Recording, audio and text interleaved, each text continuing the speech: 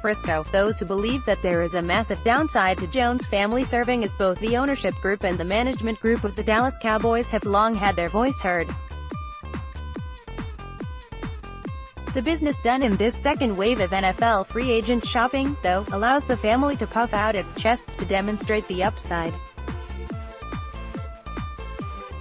What's going on with the trade with the Miami Dolphins to acquire defensive end Robert Quinn, and what's going on with the stalemate with an even more high-profile defensive end, Dallas-owned DeMarcus Lawrence, speaks to the strength of COO Stephen Jones being able to work with guidance, of course, from above in the form of Father Jerry and from below, in the form of top staffer and de facto assistant GM Will McClay, but also with boldness when needed, with patience when needed, and in a unilateral way when needed.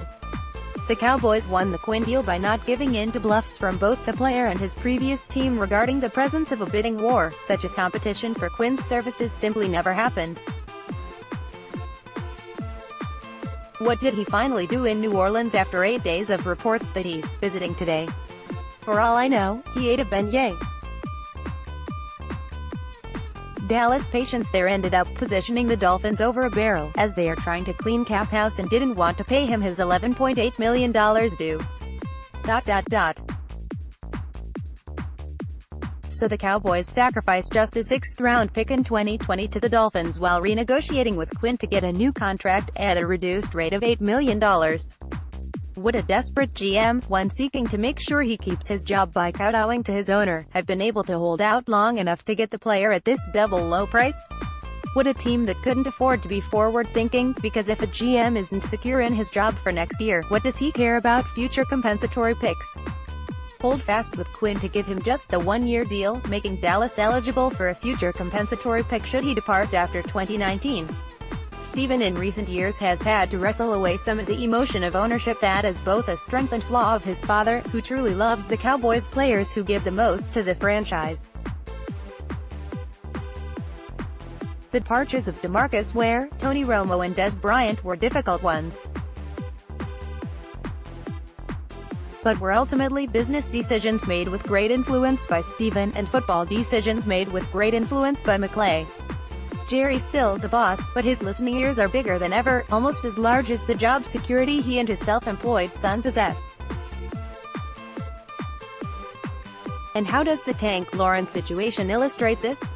While the Cowboys publicly insist that Quinn has nothing to do with Tank, it's idiotic to accept that there are no ties there.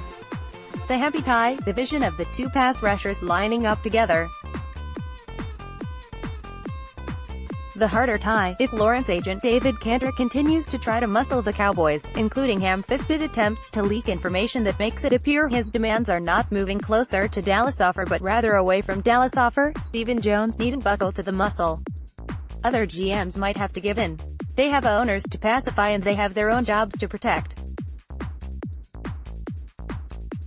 Stephen Jones doesn't need to keep his job for another year to pay for his beach house. He already has paid for beach houses all over the planet.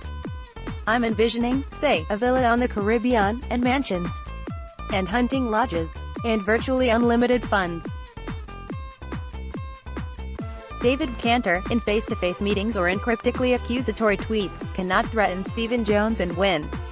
Quinn, in a sense, is here to replace the do-nothing retiree David Irving.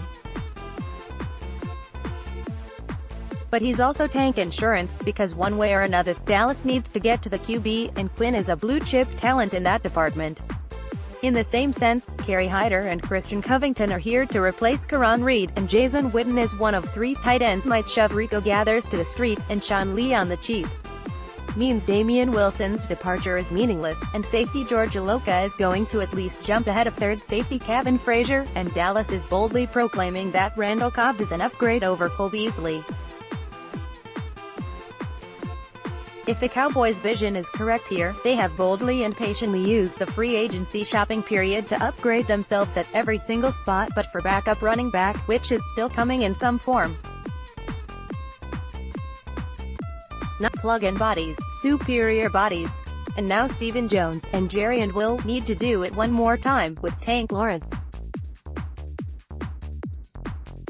They should do it in a way that benefits both the player and the team. but they will do so in a way that in this NFL is uniquely cowboy. Just as you, dear reader, might very well be the owner, operator of your own company, so are the Joneses.